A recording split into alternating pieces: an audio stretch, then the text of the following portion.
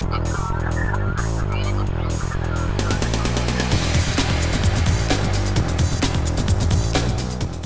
edition of Mac Voices is sponsored by lynda.com, the unparalleled online video training library. For a free 10-day unlimited trial, visit lynda.com/macvoices.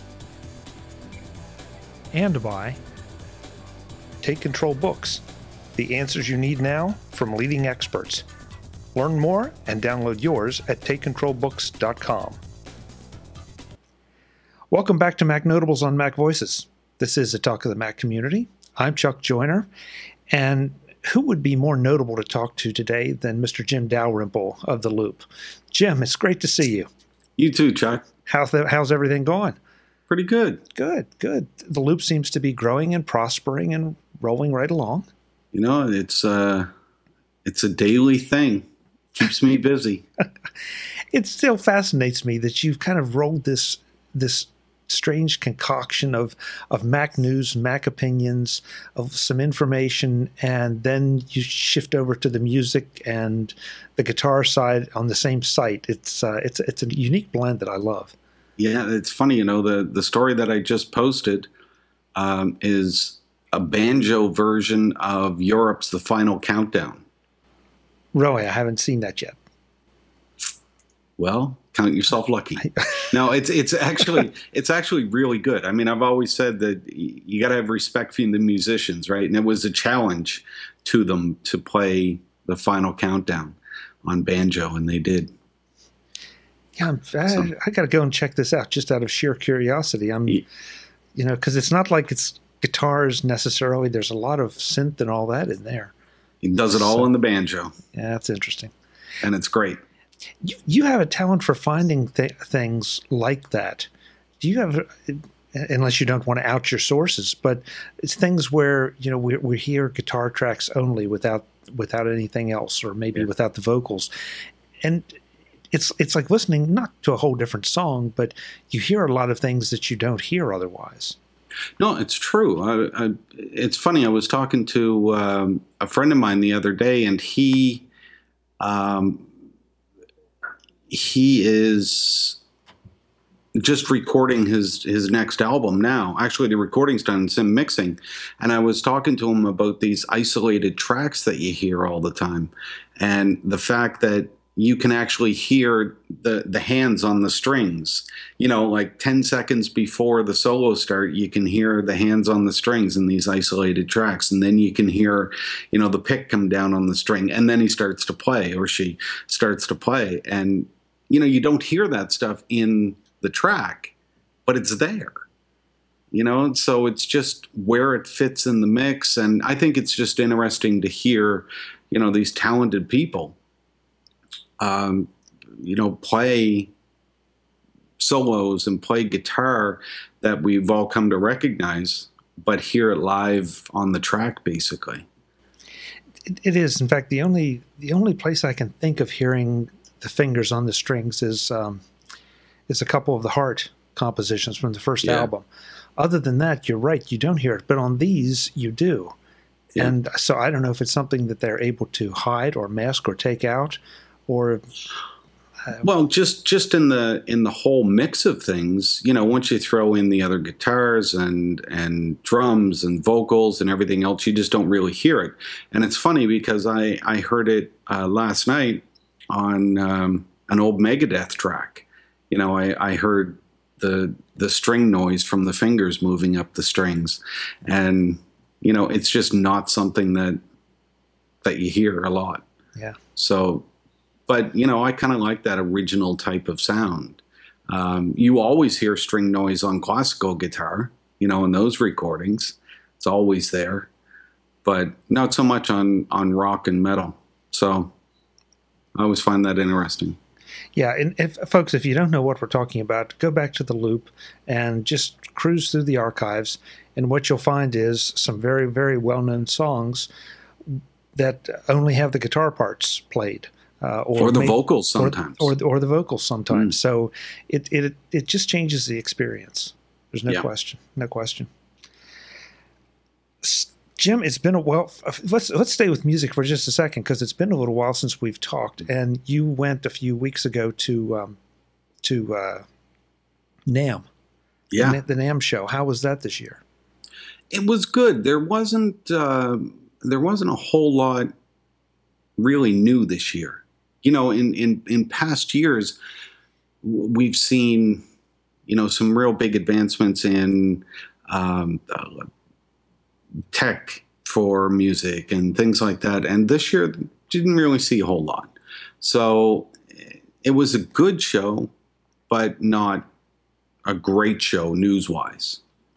Yeah, I'm not a musician, but I do follow a little bit of that out of general interest. And it just didn't seem like there was kind of the pop this year, No. either news or celebrity sightings or whatever. It just was sort of there this year. Yeah, yeah, that's really the way that it was. It was like going to a Macworld, and you know there only being a couple of updates. You know, you just kind of walk out and think, well, it's good, but nothing really powerful. Yeah. So, you know, NAMM is always a lot of fun for me because I walk around and see, you know, a lot of friends, and, you know, we talk guitars and we play around and have a good time, and it's a good show. Get a lot of business done there too. But, you know, it's always nice to have that little pop. Yeah. Yeah. Jim, how's Apple's position in the professional music world?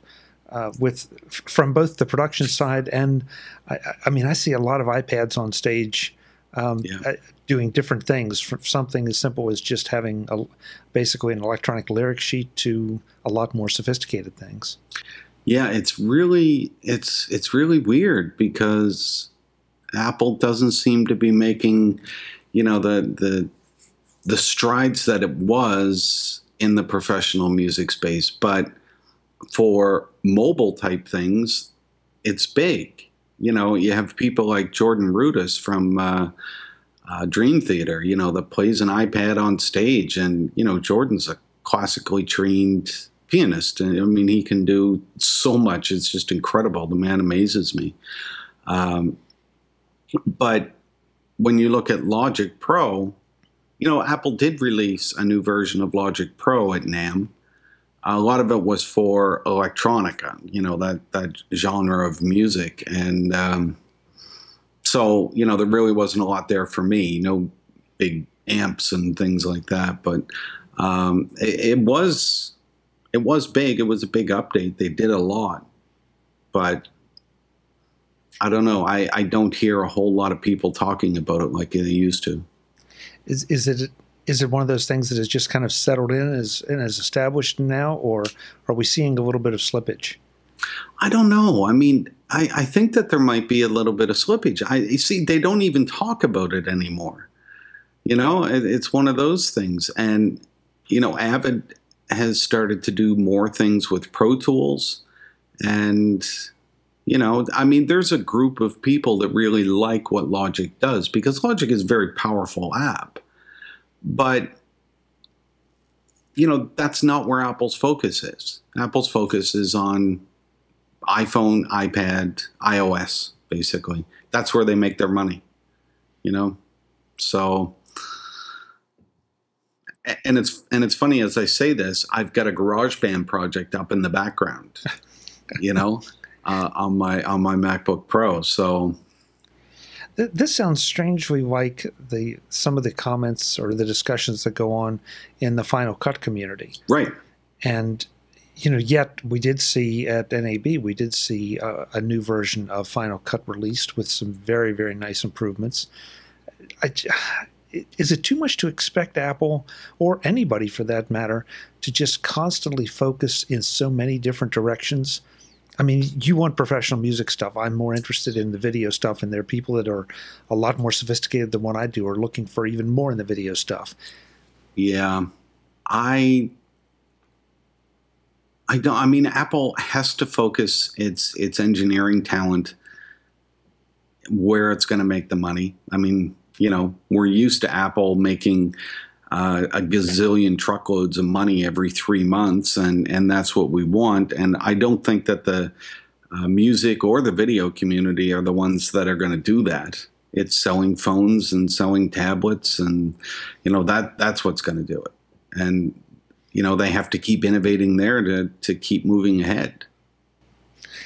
Let's go there for a second then, because we can only ride this train for so long. And I'm not being negative, because I'm sure that there are definitely people a lot smarter than I am at Apple, and maybe they can see a lot farther into the future. Mm-hmm. But at some point, you have to diversify products or just go to something completely new. And I think that's some of what we're seeing right now with the Apple Watch. That's exactly what we're seeing. I mean, the watch, love mine. Yep. The watch is a new category for Apple. And, there are other categories out there that, and, make no mistake, Apple is looking at all of these categories. They're looking at, for years they've been looking at the TV, and they're looking at, apparently cars. They're looking at all kinds of different things. So,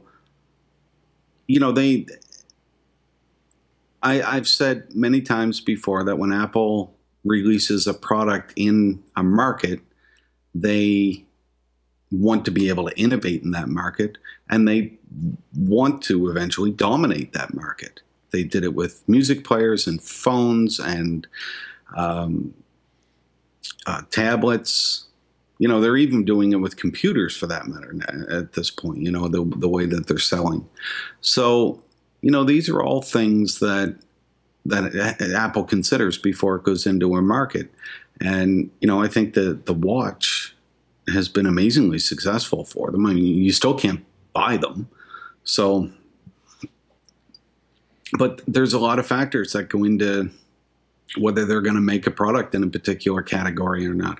I don't think that Apple TV is at all what we expected it to be or want it to be right now. But, there are other barriers besides technology to make that what Apple wants. I'm sure Apple has some great ideas on what they want to be able to do with Apple TV. And, the cable industry is well entrenched. So, Jim, this discussion keeps coming up. It has in the last few weeks, where Apple seems to be getting better at not rushing too far ahead of the technology. I had a conversation with Ken Ray the other day, and the Newton came up. The Newton was a cool little device. Yeah. But it was so far ahead of its time that the tech couldn't keep up with it. And I just wonder if some lessons have been learned, and Apple is now taking its time, maybe taking a little more of a measured approach instead of just reaching out into the stratosphere and pulling something out and saying, hey, we think we can do this. Well, I don't know that they're taking a more reasoned approach, but take a look at what Apple has done since the original iPod. What was that, 2001? When you look at the iPod, it was very simple. The OS was very simple. You just scroll, press select, and you play. That was about it. And look at the apps that they had at that point when they, Steve talked about the digital shoebox and brought out iPhoto. And basically all iPhoto did was take your pictures from a shoebox in your closet to a shoebox on your computer. It really put them all in a folder and you could see them. I mean, it really didn't do a whole lot. But as time went on, they added features and they allowed you to edit and share. And, so many great things happened over the years, and now they've changed over to photos. So I expect that that's what they're doing now. They take a more conservative approach to software and hardware, so that they can under-promise and over-deliver. And I think they've done a good job with that in all of the products since then. Software and hardware. The iPhone was, there were no apps for the iPhone when it first came out. And, Steve said that web apps were the way to go. No, they're not. But web apps, that's what he said. So, and, the tablet, none of these products that Apple came out with were new. I mean, Apple didn't invent the phone. It didn't invent the tablet. Microsoft had a tablet a decade before Apple did. But Apple took the feedback from consumers and made a tablet that was consumer friendly, a tablet that everybody could use, whether they were in business or, you or I in the park, or my mother in the park having a coffee, and just getting caught up on news, or, FaceTiming or whatever. That's what it was all about. It was about having technologies that were user friendly, consumer friendly. And the tablet up until that point was always viewed as a business machine, or, in hospitals, or something you walk around with and, you're writing on. I mean, I was all very different. So Apple has been very good at popularizing a lot of these things.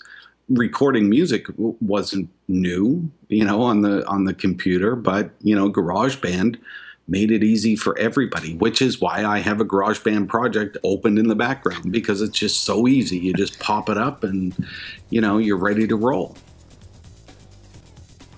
Today's edition of Mac Voices is sponsored by lynda.com, the unparalleled online video training library.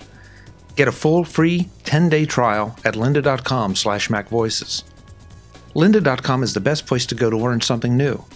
They have over 3,500, and counting, video courses on plenty of topics. For one membership fee, they offer access to all those courses, not just a limited subset or this tier or that. Everything. And their instructors aren't just someone in their basement who's doing his first video. All are professionals in their field who record in professional studios at lynda.com with professional gear. Their videos are professionally produced and look great, and communicate exactly what is being taught. The key word here is professional, because you deserve the best. And you don't need to be tied to your computer to experience lynda.com courses. With the lynda.com app, you can load up courses to watch on the go on your iPhone, iPad, or other mobile device, with or without internet connectivity. That way you get to watch and learn when it suits you, where it suits you. It also means that you can take better advantage of the files that instructors provide for their courses. You can work through the same examples the experts are working with to be sure you're getting the same results. That's even easier when watching on your iPad and working on your computer. Not required, of course, but a nice touch, especially for things like Adobe Illustrator and Photoshop. Not sure where to start? lynda.com has playlists of courses to help you get the most out of their training on any given subject. Or you can make your own. Add courses to your personal playlist as you explore lynda.com, or make a playlist of the courses you've just taken for easy reference later. There are lots of ways you can use playlists, just like you do in iTunes. And of course, the breadth and depth of the lynda.com library. From animation and audio to presentations and photography, Lynda has something for everyone. Something you're interested in. Something that will help you learn a topic you want to know about for yourself or need to know about for your career. Right now, you can get a full, unlimited free trial of all that and much more by visiting lynda.com/macvoices and signing up. No obligation, no restrictions. Watch as much as you want on any topic you want. Watch a course several times, or a whole lot of courses once. Your choice. I want you to go to lynda.com/macvoices right now, sign up, and let me know what you think of lynda.com's selection, convenience, and the quality of the training. Actually, I already know what you'll think, but I'd love to hear you say it anyway. lynda.com/macvoices to access over 3,500 courses that will help you learn what you want to learn. Thanks to lynda.com for their support of Mac Voices. You just made an interesting comment, and I hadn't really thought about it exactly this way, but the dissatisfaction we are seeing with some of the recent releases seems to be coming, first of all, from the really high-end sophisticated users. But the complaints or the issues aren't with something that Apple said that they were going to deliver. Apple's pretty much under-promised and over-delivered. It's just that they haven't over-delivered maybe as much or in the way that some people want. And maybe we're all just spoiled.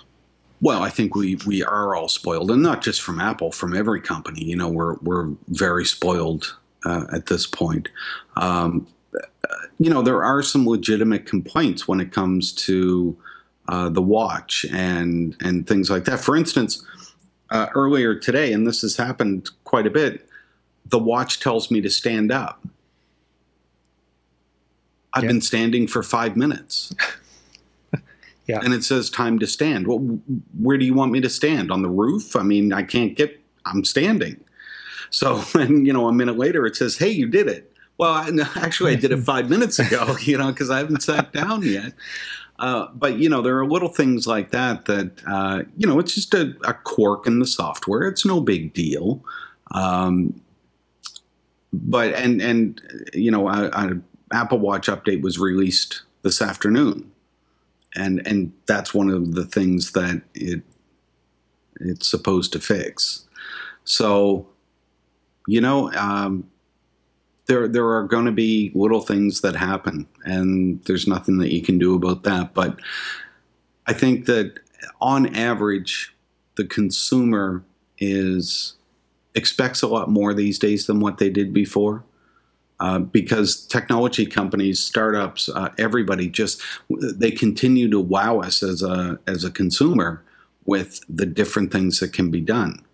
So when a new product comes out and it doesn't wow us and freak us out, then but I think the Apple Watch did that. I think they did a wonderful job of under-promising on the Apple Watch. Because it does a lot more than I think what a lot of people expected it to do.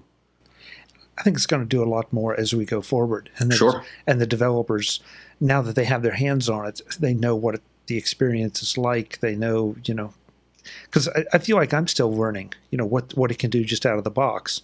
I haven't installed the update yet, but I'm kind of anxious to.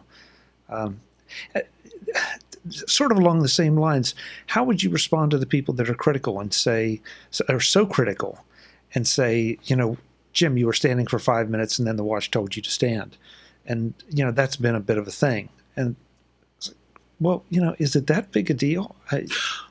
No, but everybody's looking for something that they can call Apple out on. And, that's one of the things that they can call Apple out on. I mean, obviously, it's the watch is misreading something. It will be fixed. It's not a big deal, but it is something that's wrong. So if you want to complain about that, yeah, there's no argument that you could make to say that that's okay.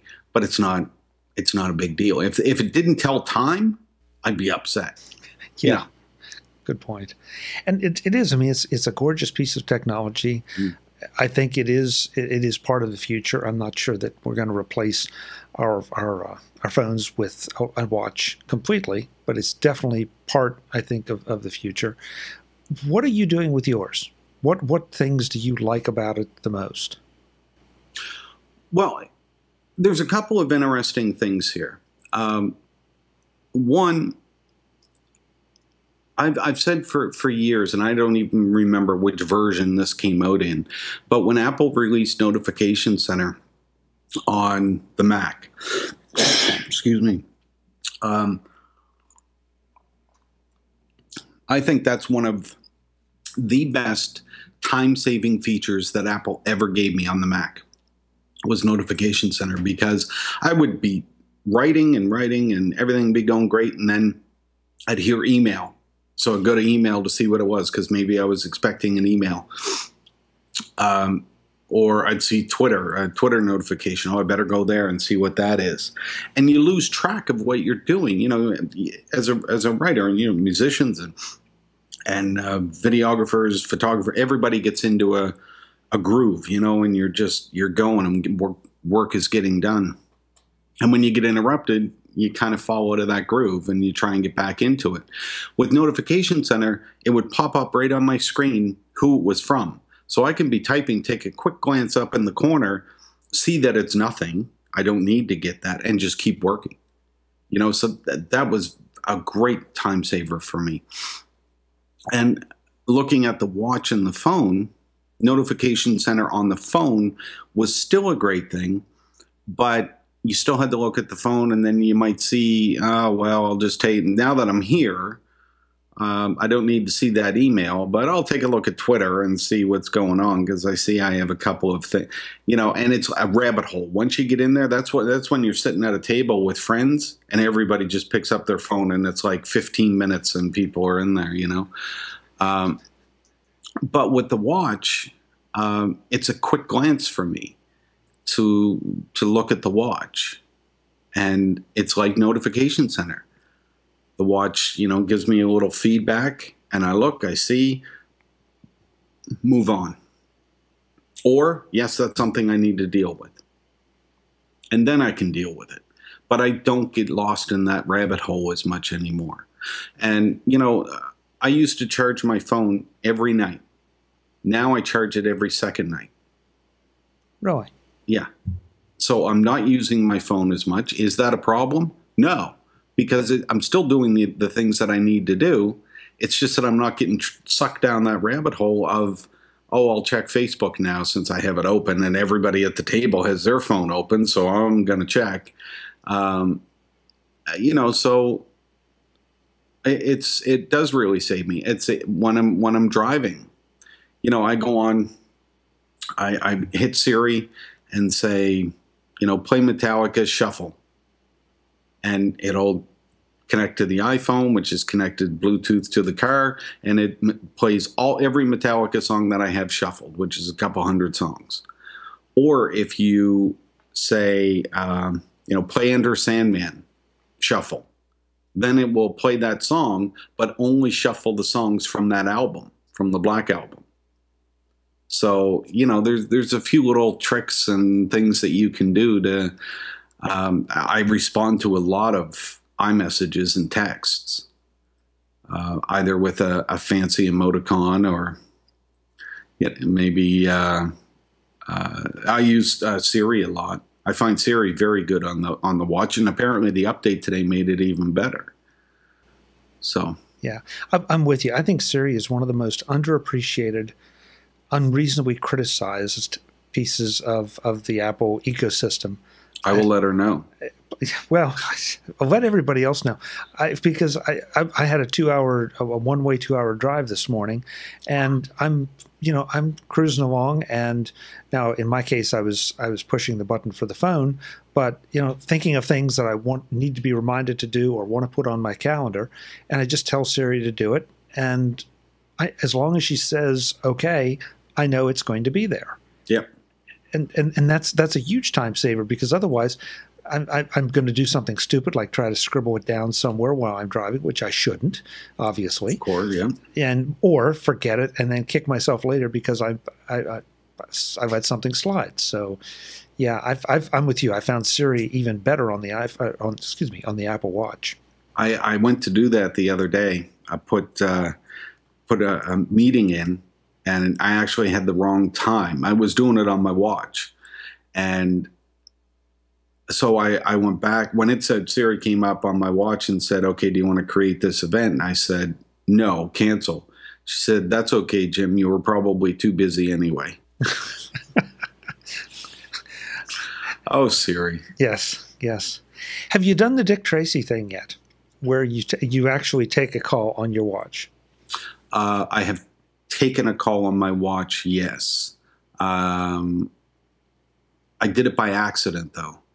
I thought that if I answered the call, because I was in the car, so I thought if I answered the call, it would answer on the phone, which would be on Bluetooth. But it wasn't. It was on my wrist. So yes, I have taken a call. And how was the experience for you? How was the experience for the other person? It seemed to be fine.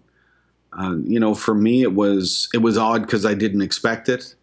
But other than that, it was fine. They could hear me fine. It was just kind of odd. That's not how I think about using the watch. So I was driving, and you can have your arm up, and I saw it and just pressed accept, and there it was on my watch. So it was a short conversation. I finished the conversation, and it was a matter of like 15 seconds, and that was it. Yeah, I really was curious because I sort of did the same thing the other night more or less by accident. It was a matter of the phone was across the room and I wasn't able to get there in time, so I just hit it on the watch. And until I told the person on the other end that I had answered it on the watch, they didn't say, I can't hear you, or Right. you sound funny. They just took it as, okay, Chuck's taking a call, and that's it. I didn't get that either. Yeah. Which was, says a lot, I think, for the noise canceling, considering I had Megadeth blasting in the background. So I did turn that down when I realized that, because, when you take a call in the car, you answer the phone, the music drops. Right. So the music didn't drop. That's how I realized, oh my God, what's going on here? And then I realized it was on my phone. So yeah, but the noise cancellation when I turned the music down must have been very good because there were no complaints. Yeah. The only issue with it, just like anything else, is you're everybody around you can hear the other person, and you, of course, but they can, if you take it on the phone, they can hear you, they just can't hear the other person. Yes. So that's still going to be a problem. But as far as just like you say, for a quick conversation or something convenient, and you can tell Siri to dial and she'll dial it, and there you go. Yeah. So yeah. And the voice recognition I find great. Creating appointments or creating reminders or, asking a question or, whatever. It's been great. Yeah. I'm not going to say it here, folks, because I don't want to trigger your watches or your phones, but I'm still getting used to the idea. Just like today, as I said, I was driving, and I have to remember that if I just flip my wrist and the screen comes on, I can say, hey, and she'll take the command. So now I don't have to reach over and hold the button down on the phone to have that convenience. And it's taking a little while to sort of remember you can do some of these things. Yeah. And, we're still getting used to the fact that we don't have to be as hands-on as what we once did. At least I am. That Siri will do a lot of things for you, and Google will do a lot of things for you. That's something that we are still trying to deal with. And I know that a lot of people use Siri a lot more than what others do. I was one of those ones that didn't use Siri a whole lot. I would use it as something to show friends, hey, you want to know something? Just ask my friend Siri here. But now I am actually using it a lot. And I'm happy about that. I like it. Yeah. And we've seen some of the apps that have built-in dictation on the iPad. Excuse me. I'm thinking particularly of Drafts, where you can really do pretty normal English dictation and throw in the punctuation, and it captures it for you, and it's pretty darn good. Yeah. So yeah, I agree. We just have to learn again to remember that you can do this and rearrange our thinking. Well, and I think part of the problem for me with Siri was, being afraid to pause and think about what I was saying, but she's still listening. So you can say, send a message to Chuck and, tell him I'll be 10 minutes late, call about 4:10. You can pause, period. Right. Thanks for understanding. You can do all of those things. And see, before, when I would pause, I would think, oh no, I'm live,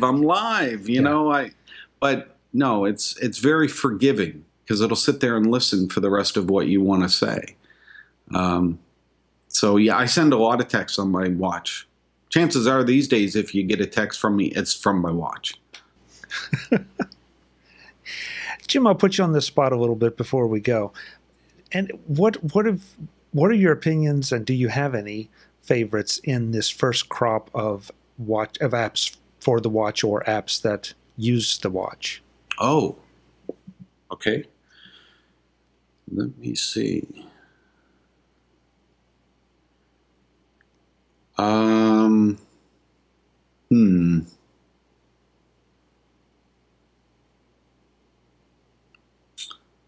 Oh, that's a new one that's not out yet, so I can't mention that. Oh yeah, no, don't tell us anything we shouldn't know. Carrot Weather is good. I don't know if you've seen that. It's an app called Carrot, and it's on the iPhone, but now it has an iPhone app. That's a good one. Something that's interesting is Amplify by Line 6. It's out, so you can change tones and everything on your amp right from your watch. Ooh, that's kind of cool. Yeah, so I always thought the Uber app on the phone, on the watch was cool. I've used that on the watch. Just press the Uber thing. It said it'd take 3 minutes. Great request. You can see it. It's great. Love that. I'm a big user of the fitness stuff on the watch. really, I am. I know it's surprising. It's actually damn shocking, but I've lost 40 pounds in the last 10 months. wow, congratulations. Thanks. That's fantastic. Yeah.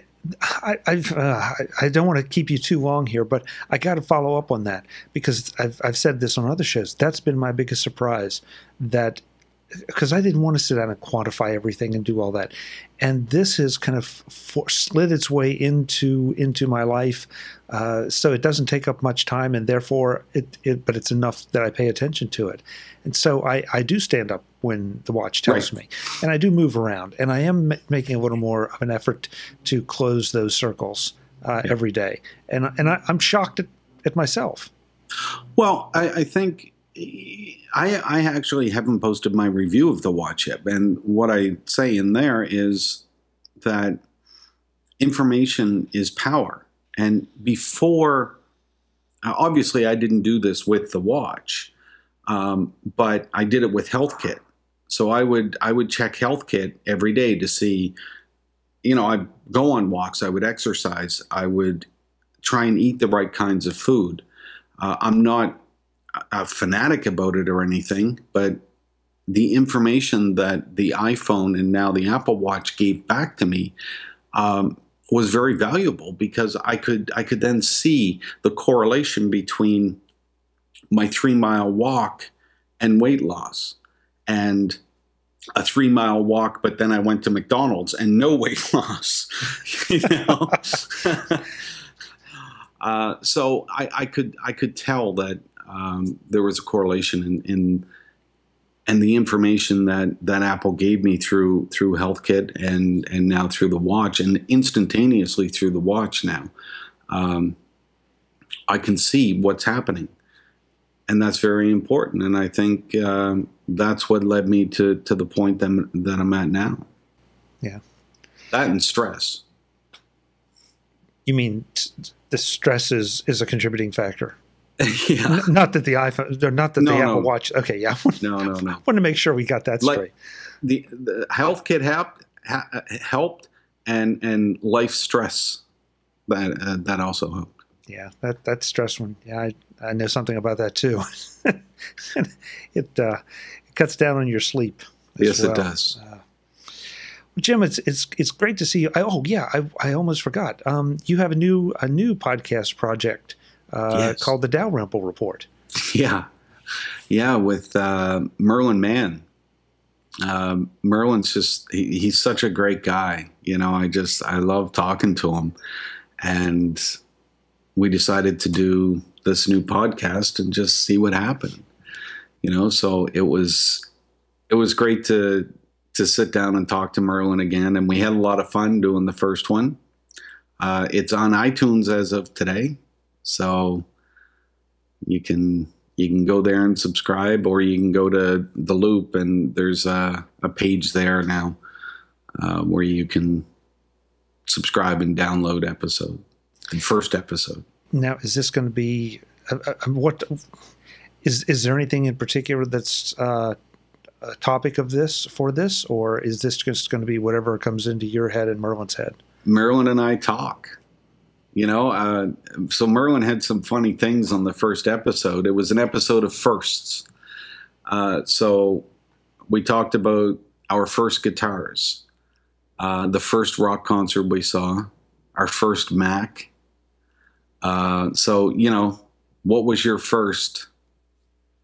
So it was pretty funny. It was pretty good, because then we went down a rabbit hole of old April Wine songs there for a while, because that was my first concert, was April Wine.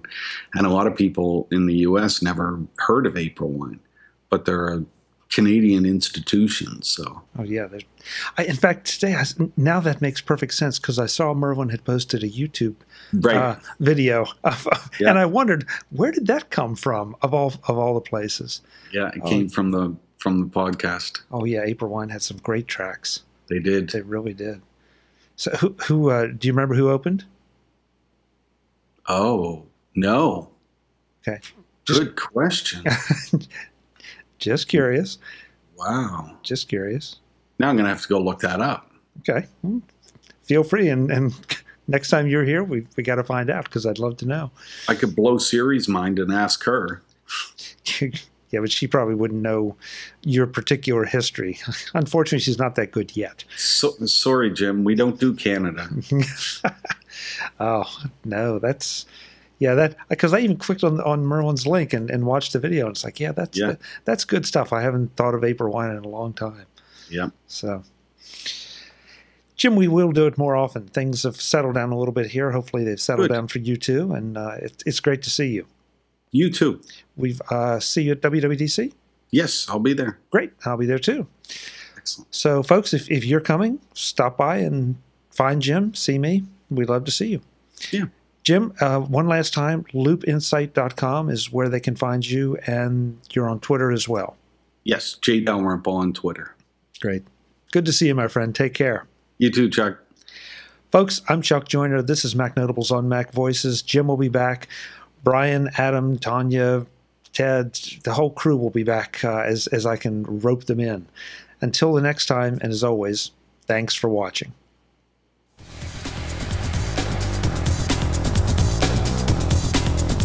Visit MacVoices.com for links, show notes, to subscribe, to connect with Chuck on Twitter, Google+, YouTube, Facebook, LinkedIn, and the MacVoices blog.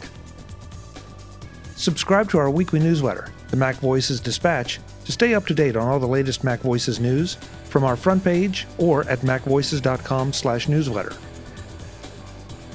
Do more with your Apple tech by subscribing to the free MacVoices magazine on Flipboard by visiting macvoices.com/magazine. Advertising and sponsorships handled by Backbeat Media at backbeatmedia.com. Bandwidth provided by CashFly at cashfly.com.